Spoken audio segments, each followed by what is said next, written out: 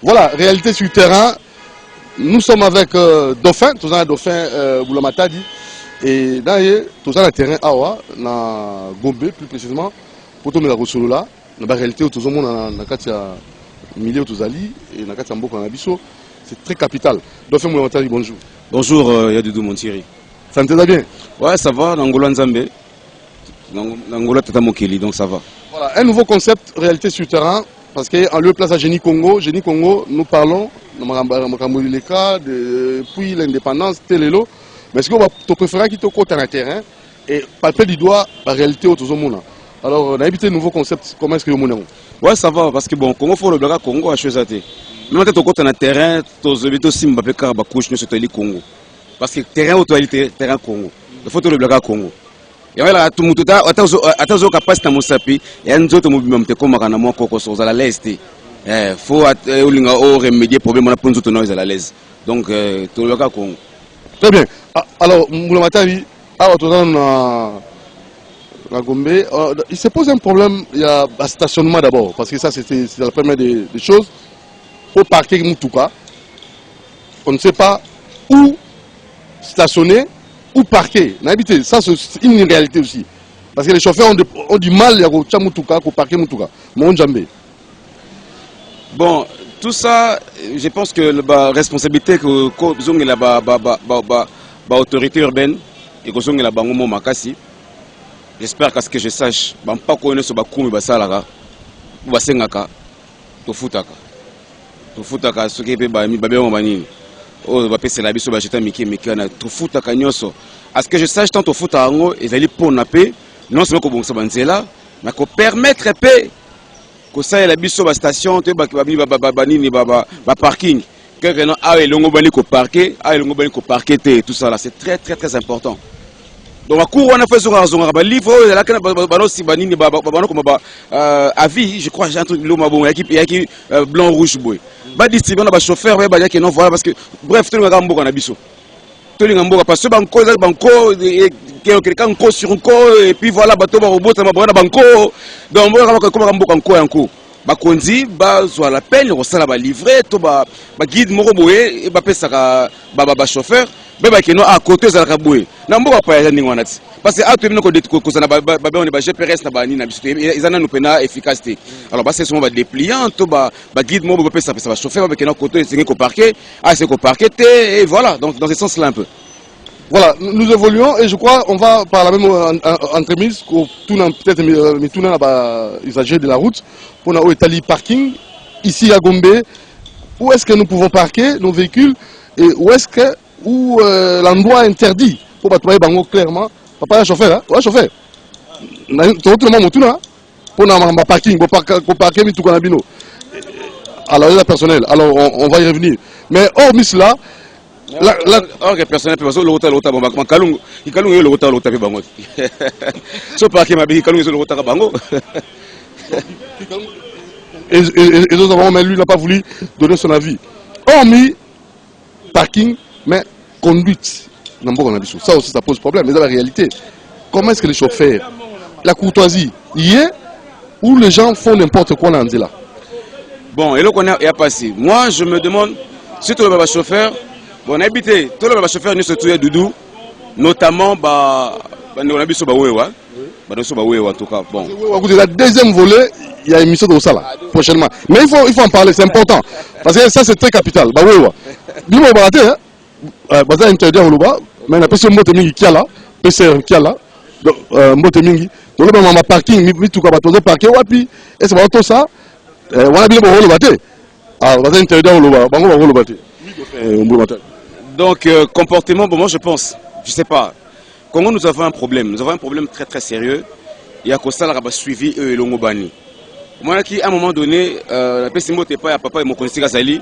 Le commissaire principal général Sylvain Kasonki Tenge a comment à un moment donné mona à la mouki à l'année les penza ba makambu ba chauffeur parce que dérouté on va auto saté au moins c'est là on peut na ba bangi ngana osenga papa na ngai to ka le connaître la continuel pour musala nae alimbate et la continuer ata 3 fois le mois à ça là parce que Congo on ne changera pas les Congolais en un coup de baguette magique ou du jour au lendemain chez les Congolais.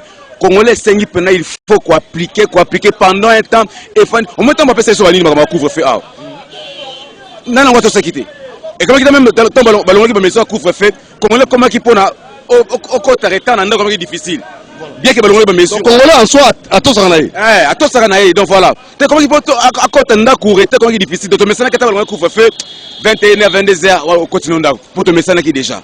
Donc Congolais c'est un bongo. Donc général quand sont vraiment donc à continuer le qu'on a 3 fois le mois, 4 fois le mois ou par semaine, une fois à ça que qu'on a pour éduquer biso.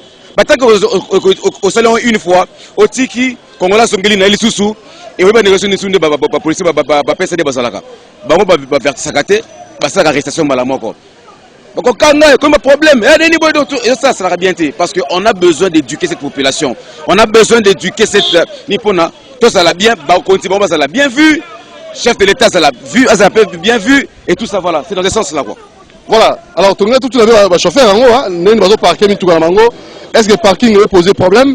Et ça aussi, je crois qu'on aura peut-être un qui va se prononcer dans la facilité au Loba.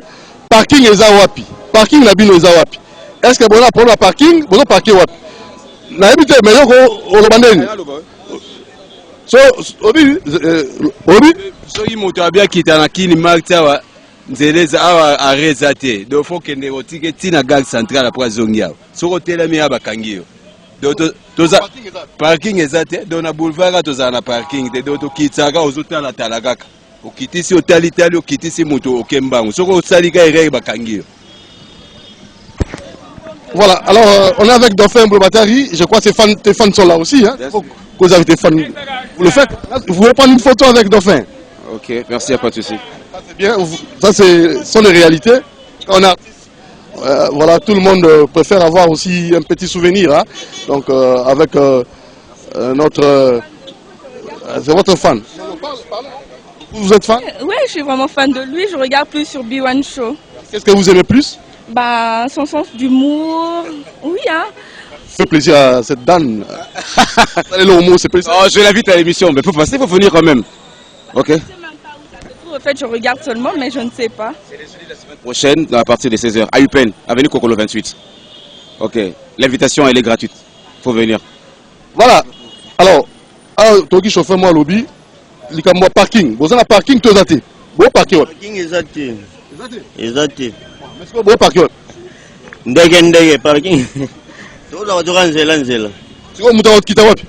Mmoja kama pinga za osha senga. Bachebi balongwa siko yo hotel ma. Na hotel matin.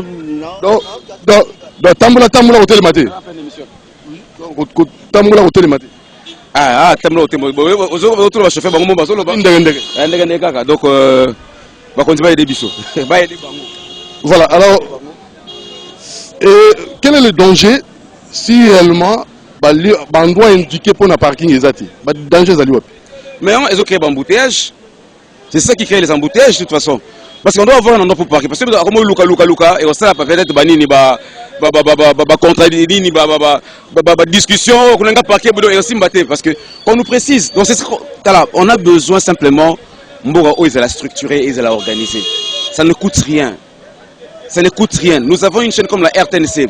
Kala toebi basala nzema oponini chauffeur kumbanga na zeto kende na commune obomelinga mwana katone me misomo rezo leka oyo tobi ke non babandaki ko lakisa batu neni ko tambola neni ni kozala et c'est donc ezaki important. Maintenant que nous avons des milliers de chaînes de télévision, pourquoi l'État ne se bali ko s'imposer te ba émission telemi eza l'État que non eza pour bien population ba imposer ba chaînes différentes chaînes parce que RTNC peut se communiquer.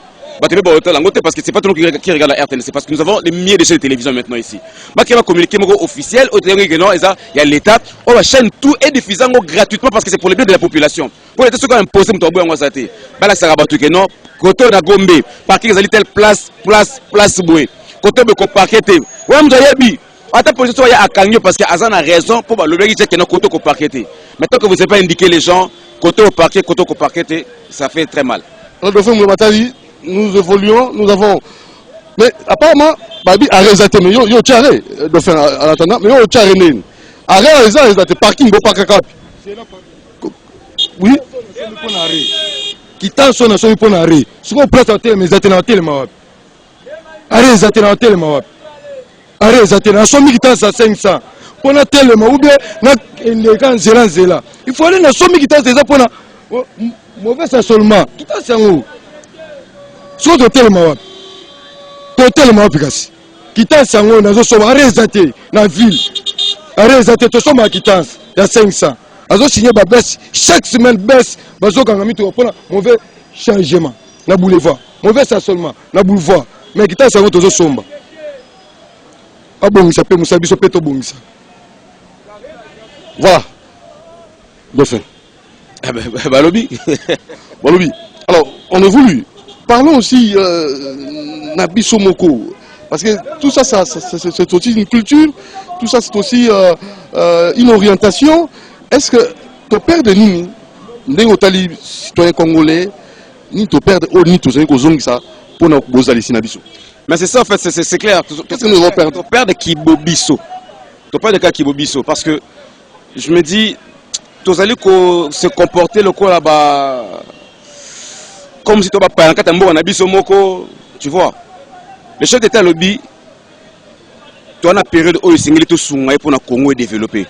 Autant de ça, l'élection, mon continuons avec un programme là, mais on a l'impression que c'est une routine. Nous osons croire qu'actuellement, avec le chef d'État actuel, Makambu est rechangé. Il y a un peu de temps que bango. Nous sommes les chauffeurs autour de bango. Bango ba sunga biso, biso tout ça nini, to sunga bango. Donc responsabilité faut taper na bango. Donc Kinshasa pour na quoi ton parking? Voilà.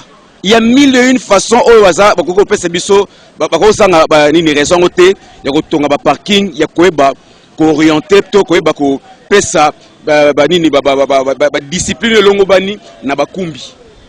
L'État est capable de le faire. Parking, comme je l'ai dit, manuel l'État sera chauffeur. Code de la route. Voilà, code de la route. Décrire qu'on a côté. Ils ont idée de site. Ah oui, c'est une très bonne idée. Tout le temps en application. Au tête des villes, les gens ont pénétré le code de la route, manuel. Chauffeur, tout Zalanango. Il y a des côtés stationné, des côtés Kumba à tel qu'il autant de kilomètres, Ah, ça donc, ça va manuel pour chauffer parce que nous avons l'impression, vous voyez bien, de comme une surpopulation dans la RDC, dans Kinshasa, Mamituka est commis ébélé. Aujourd'hui, c'est difficile. On a rendez-vous pendant donc, ok, avant, ou comme pas avant. Embouteillage dans le coin, recoin, mboka, est comme impossible. Place au parquet, alors Dauphin, vous êtes artiste, vous êtes aussi chroniqueur, animateur culturel, mais on vous a suivi l'autre fois que le Congo. Alors pourquoi Malamoro au Longwe na casquette aux Ali au Koti au Makambo Congo? C'est de Longwe na casquette aux Azati. On a combiné. On a combiné parce que c'est important. Excusez-moi. Tout ça Batou, il y a Doudou, toi Batou, toi Congolais. Nous voyons. Quelle est votre préoccupation? Ah, toi, c'est l'émission, on a Gombet. On est en train de défendre l'image de notre pays. Ah, Kinshasa, c'est elle. Ouais, vraiment Congo. Toi, il y a Chang. Toi, on a des corps au thé. Toi, qui est habité dans Menkao. Toi, on a des corps au thé. Toi, qui est dans Mombele. Toi, on a des corps au thé. Toi, qui est dans Makala. Toi, on a des corps au thé. Toi, qui est dans Niring. Toi, qui est dans Kwa Moussoussou. On a l'impression que Kinshasa, ce n'est qu'ici à Gombe. On a des corrotés. Mais les lois sont en Chine. Tu es en Guangzhou. Tu es en train de l'émission. Tu es placé donc partout le monde peut dire que non, photo, partout. Un pays civilisé développé.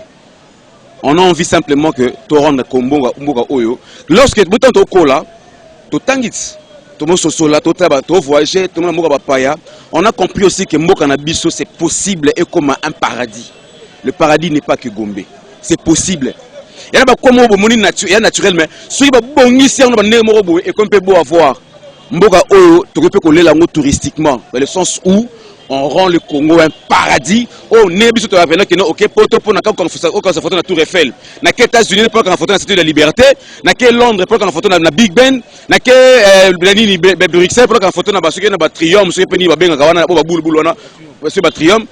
N'est pas monté comme que non, quand je viens à Kinshasa, on photo la boulevard, on photo l'échangeur, na Tchangou place, on la bien, voilà, parce que Congo est à Mouné, le Congo est gaillard.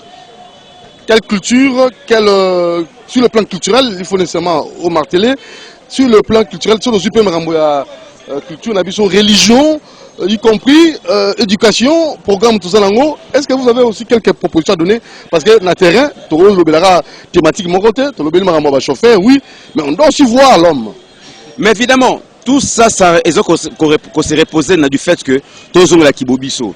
Il y a des domaines, ceux qui l'Africain ou le Congolais, ils ont une vraie culture. Même toutes ces bêtises au monde, chauffeur, chauffeur, accrochage, gens de l'ordre et au tika kosalati. Et au tika kosalati. Tout ça, c'est un film. N'importe comment tu as stationné ma baie, qu'est-ce qui se passe?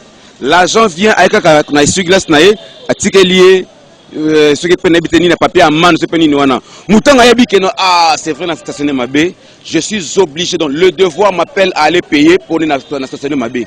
On a il ne peut pas dire que non, n'est pas bongo, les soldats ici, après les vagues, numéro plaque, il y a Moutou Kanaye, et pour ça, on va préférer déjà, ça veut dire que Kuna, il est saline et bimi. Yo so kene ko foutate.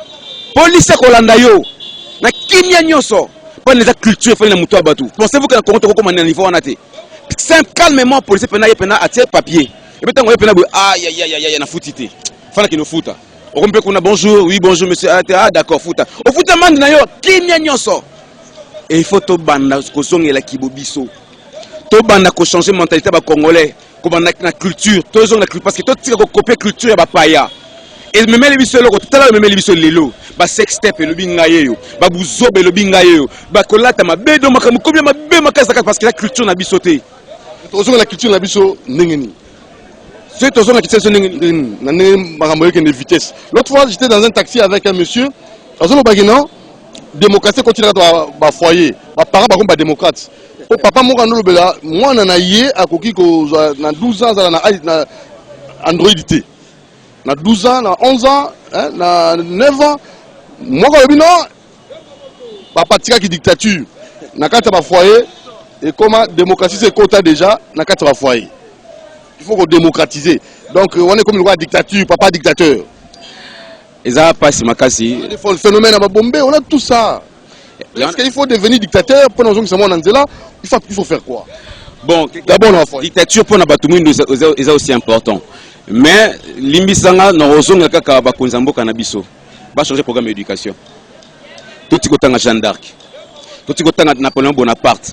Tout ce que les États-Unis, tout ce que la France, ça ne nous apporte rien ici. Tout le temps à Congo. On va changer de programme d'éducation dans la classe, donc, comme en école maternelle, qu'on nous apprenne à étudier le Congo. Tout le temps à Congo en profondeur. Pourquoi Gombe? Non, on répond sur pourquoi Gombe. Tout le temps Congolais, comment s'appelle le tout premier immeuble à RDC? Et bien, on a réponse celui qui est la Forestcom. On a pas Kimukolo, on a école T, on a pas Kimukolo. Immeuble Forestcom, premier immeuble à RDC. Tu bien, on a le moment où on a visité Angola, on 80. On fait une école, une excursion, on visiter le jardin botanique, jardin zoologique, on visiter Oya, pas Mobutu, on visiter Ntele, qu'on nous apprenne à aimer le peuple. Parce que chaque ceux qui te voient dans les bas âges, on a que ça moi en France, Jeanne d'Arc, Napoléon Bonaparte, la Tour Eiffel, on peut se mon esprit. Il y a que se désintéresser dans Mboka nae pour apprécier Mboka ya paya. Il y a tant kola comme on a kata développer terrible na basubia café ale. Tala ba congolais belé. Basa nini, ba keneka kanini pour parce que quand on kata mutu wana. Or si vous nous apprenez à aimer le pays, à étudier la RDC, toyeba ki mba en profondeur, ki mpa vite à Lumumba, Mobutu, Kasavu, tozu ba divergence politique tika parce qu'on est obligé de les étudier. Même Mobutu, une fois ils doit étudier son histoire. Ba Lumumba, ba Musée Laurent de Kabila, ba Itek Sekedi, on doit les étudier, un livre consacré pour lui, pas politiquement. Oh mon tassé non voilà, j'ai écrit un livre sur Étienne Sekedi sous le patronage du chef de l'État, bâti à Flateriwana.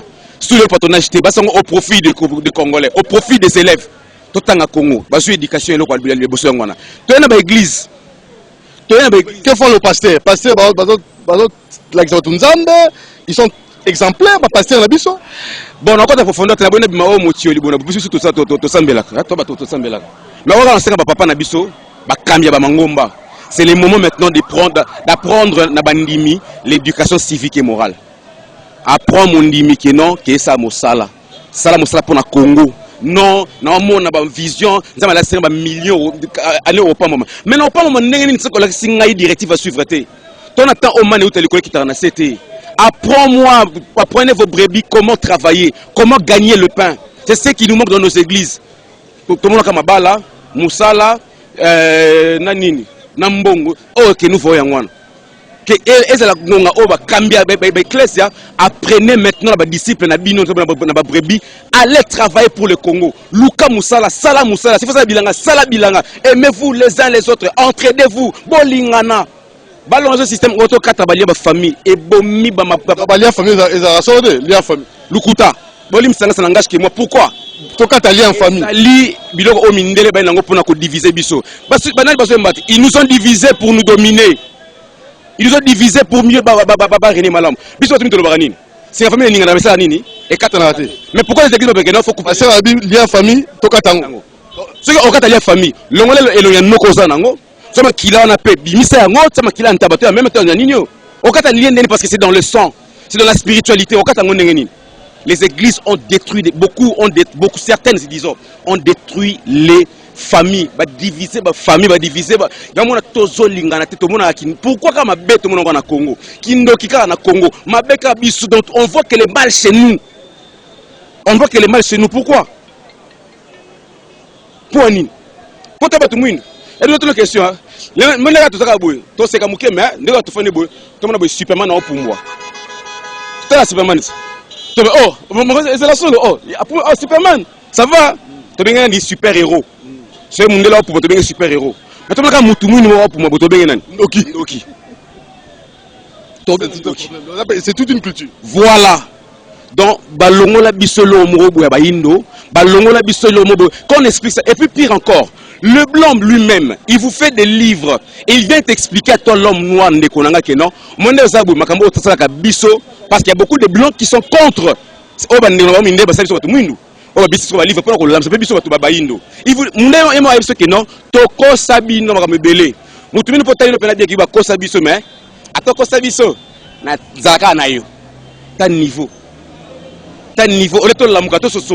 qu'on n'est pas en train de changer votre direction. Comme une église à Bayindo, ton réuni. Yo sanan. Na moyindo. Quand on dit que l'église à Bayindo, à l'église catholique n'est pas Bayindo balamuka. Et à l'église catholique n'est pas ah, c'est pas Bayindo. À ta protestant n'est pas ah, c'est pas vous êtes en Afrique. Afrique c'est la banane. Bayindo on va quoi ta banane ba gris. Mais non. Le problème est qu'on est en train de réveiller la race noire, la race africaine, tout ce la biso. Il y a des chinois, japonais, négao développés. Il a eu besoin de qui? Mangenge ni chinois mata. Jeune de pierre ni chinois sala. Pour ton immeuble à 79 niveaux s'il vous plaît. Oh, immeuble kota ma patawana. Il y a en Chine, na Ngwanzu. Batongo ndenge nini? Pourquoi nous on arrive à ne rien faire? Tout ça oui. Mais même Bible lobby, celui qui ne travaille pas ne mange pas. C'est par la sueur de ton front que tu gagneras ton pain. Ça veut dire qu'il faut moutokier tanga pour na olieli panayo. Toi, on a un miracle que nous faisons pour Congo, pour miracle. Tout ça, la misala. Il y a un qui doit ministère de paix. Paix à Liboso, le président de la République doit s'impliquer dans Makambango. Paix à le Parlement doit s'impliquer dans Makambango. Paix à Missa Tutozui, professeur. Bah fouta baron malam pour transmettre la vraie matière pas bana kelasi. Paix à quatrième paix aussi les pasteurs et les prophètes. Paix à Tutozui bah parents. Bah s'imposer l'éducation bana bango et puis bismo population. Bah PPPP wana biso population pe to la conséquence auto sala auto ni pona mboka na biso tanke d'autant peu ki dingi to zomi e baté aussi mbate. Voilà pourquoi biso auto ça dans le panafricanisme nous allons ko apprendre aux gens avant de comprendre. Apprendre avant de comprendre. Ça veut dire avant de comprendre. Apprendre avant de comprendre. Voilà. Ça veut dire avant de comprendre. Ça veut dire que on nous a quand on te fait comprendre carrément que il y a du dans ma vie. Oui, il y a du pour babiso kana mabé. Mais non, fais-lui comprendre pourquoi ça mabé. On va comprendre mon ndenge ça, on va lui expliquer mutu bona ba c'est bon, ah bon, sauter sur solution ndenge nini. Ba to kene so bona, c'est comme ça. Tout le système kaka non. Oui, bongo, alléluia, mais c'est fini. Bon non. Kala c'est ce que nous prenons dans la Bible au comme liboma. Luvunu. C'est faux, c'est archi faux. Mais quand on étudie la Bible, on comprend même Bible à ta profondeur. On va t'en arranger. Il faut aller encore plus loin. Il faut aller encore plus loin. Oui. Somme livre africain, côté angoté. Somme livre africain, côté angoté pose africain. Yosanani. Toi africain, on doit lire nos cultures. On nous a fait comprendre que non, tout ce qui est blanc est bien, tout ce qui est miné. Je n'ai rien contre les blancs. Tout qui n'a pas poteau, on sait, on a des amis blancs et tout ça là. Mais sauf que toi là, ça moutou mouine, tout tika cause de la stupidité, tout tika cause de la seya batu. Moutou mouine no makasi, moutou mouine no za na mpifo, moutou mouine no za no pikiliki. Toi bazo batin, zo bilanga mi balé. Pesa mundela moutou mouine. Moutou mouine mona osaba bilanga ne maboko pa okende. Mais mundela quand même à un moment donné à lembi, à une machine, tout comme ça. L'homme n'aurait fort. Mais malheureusement, il commence à se connaître. Zoaka le même moutoumou, nous n'avons pas pesa mbango, ba mikate bateka. Il y a 5 ans après, au moins na mundele, a commis la boulangerie, a commencé à la farine même. Mais moutoumou doit recevoir en Angouba. Oh, oui. Pourquoi? Quelle est la chose que l'homme noir a commencé à ça là et développer bote ba mbouma et ça ba belé. On a pris exemple à Mickey. Fangotan a Koufi, ok j'ai des Koufi. Donc son leader a Koufi, ok c'est Koufi. Quand il a Koufi, puis il s'aligne. Et Koufi. Mais qui la faute? Est-ce que Bango Balinako la kisa naba o bazala Bango bakita na Bango nini? C'est ça les problèmes. On ne sait pas léguer ce qu'on a aux autres. Balongo la biso eloko wana. Pas les blancs qui ne sait pas qu'on a une guerre raciale ici. Qui ne sait pas que les blancs cherchent à exterminer l'homme noir. Qui ne le sait pas. On commence à comprendre ça. Et là le radio na TV même. Tout le monde dirait aventure, comme si bon voilà c'est rien, ils sont des rêveurs, ils sont des rêveurs. Non, tout rêve t'es la mouka. Et ça vrai, de vrai.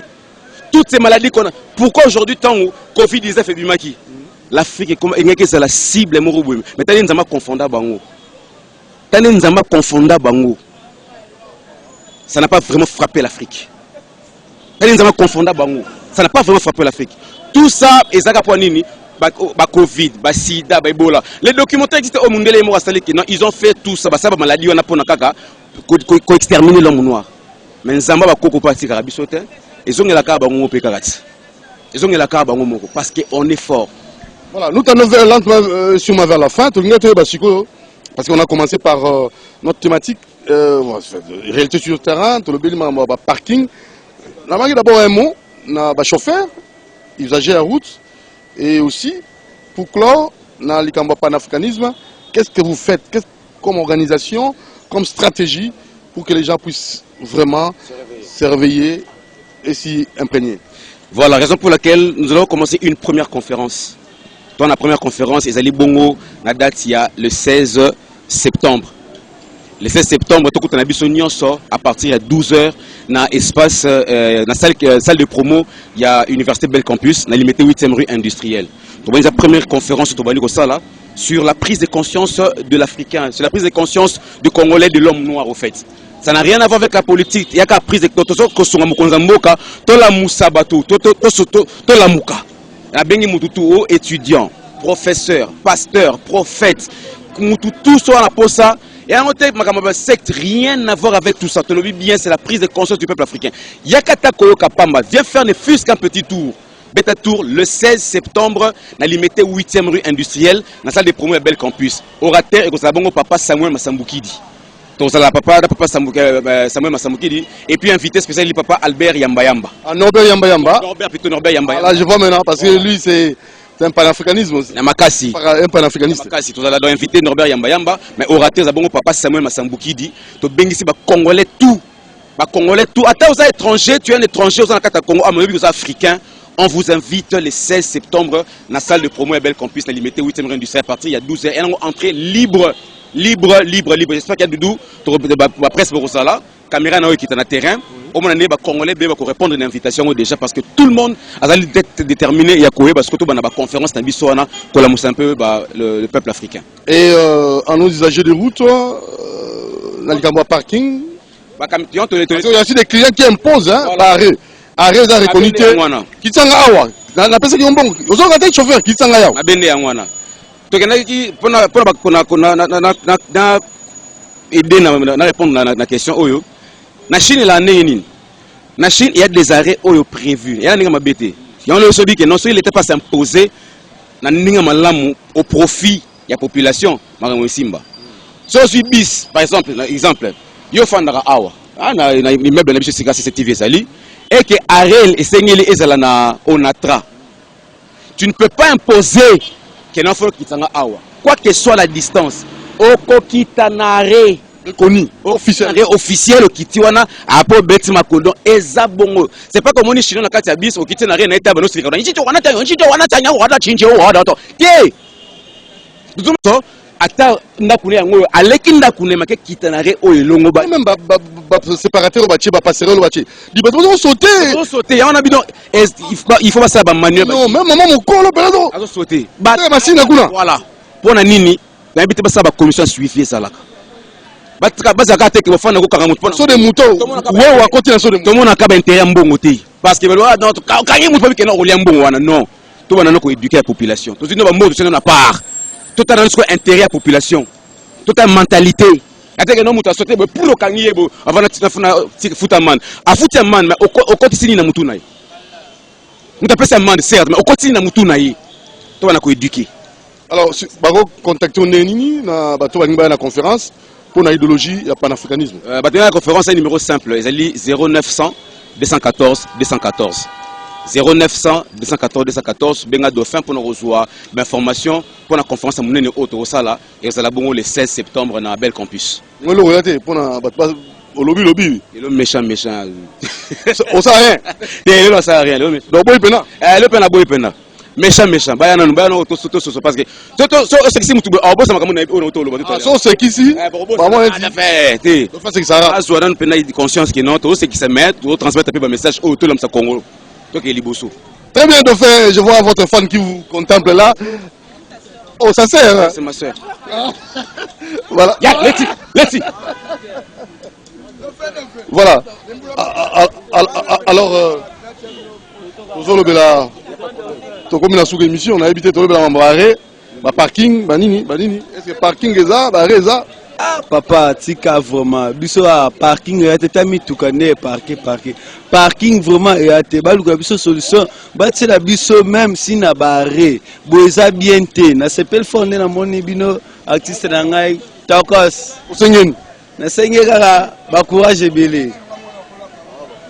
Oui. Kola parking. Hein? Kola parler. Nga kola parking te. Kola pareil. Il y a barré avant le bela. On a maramba pareil, il y a ba parking, il y a barré, c'est tout à fait normal les papa de faire le but. Alors ce hôtel est parti kutu na gombe déjà zo sala maboy. Et bongo o ezana kingasani. Na kingasani na suka ezali ezo kipete na saute mouton. Place au obi que saute mouton za na mutaro mata ona. Ça la bango nini? Ba mouton il faut qu'au kangaka bango ndenge papa de faire le dit au kangi au fouti à man conscience nous lui obi que non ndenge ali na futa ki $20 mais na mito na oti cop na moi $10 so na meko sala sous geste wana en tout cas na limite que 10 millions ndako ba olia été donc na mi lekela na nzela o eza na principe pour na za la l'aise et que ya mutu nyonso na là d'accord il faut ba kangaka bango eza la moto et surtout les piétons qui était lobby, Ojo Kanya a foutu amende. Amende, précisément, amende, puisqu'elle s'est répétée. Bon, c'est tout à fait normal. C'est tout à fait normal quand on est grand frère de faire un tour là-bas. Parce que Nakin Pena, tout ça, une négligence à Mambu Mingi. L'État congolais négligé Mambu Mingi. Bâti une négligence à Mambu. Donc, c'est l'effort Pena. Voilà, ça n'est fini. Une prise de photo, hein, je crois. Moro Djambé, Dauphin, fan naïve abîmé Bela, donc la photo. Nous vous convions à une adresse, il faut nécessairement prier, à venir jusqu'à 42 bis à Lipen, major de la prière c'est des ossements. Nous tenons à saluer M. Bienvenu Ansimbana Nantel, Maman Annie et Kembe, Naomi Ansimbana et Keren Ansimbana, Maman Charlotte, qui est la gérante. Allez-y. Pour il y a un cadre bien aménagé, il y a tout pour vous, hommes de Dieu, pour vous Congolais qui aimeraient changer votre façon de vivre, changer votre spiritualité et surtout craindre Dieu. Merci à vous, pasteur bienvenu Antiban Nantel, pour ce cadeau que vous avez donné à la société congolaise et surtout à l'IPEN, il y a la restauration, il y a aussi comme ça la bibliothèque, les cadres et classes pour la prière. Merci à Jean-Pierre Mbala Kassanda, nous tenons là aussi à vous saluer, les chouchous de Moamba, Jean-Pierre Mbala Kassanda. Merci à Moron Chambé pour la réalisation de cette émission et à tous nos exploitants. Nous vous aimons, retrouvons-nous prochainement. Vous voulez participer et aussi faire comme Dauphin, appelez Doudou Montiri au 089 61 52 634. 089 61 52 634. Vous allez faire partie de cette émission Nouvelle Conception. Merci à Jameda Liosso, à Aleka Bongo, à René Makonda. Merci aussi à nos caméramans. Hein. Karine Bébé, courage. Hein. Allez, Dani Koussa, courage. Hein. Chancel, hein. Chancel, Mamona et Priska. Hein. Priska, non? C'est Christella. Louboya, courage. Hein. Donc c'est fini. Nous sommes sur terrain. Ici, il y a Gagé Moro qui est là, sur terrain. C'est compliqué. Donc, tout dans le terrain. Appelez au 089 61 56 64. Ciao, portez-vous bien. Ah oui, qui est là? Le grand roulage.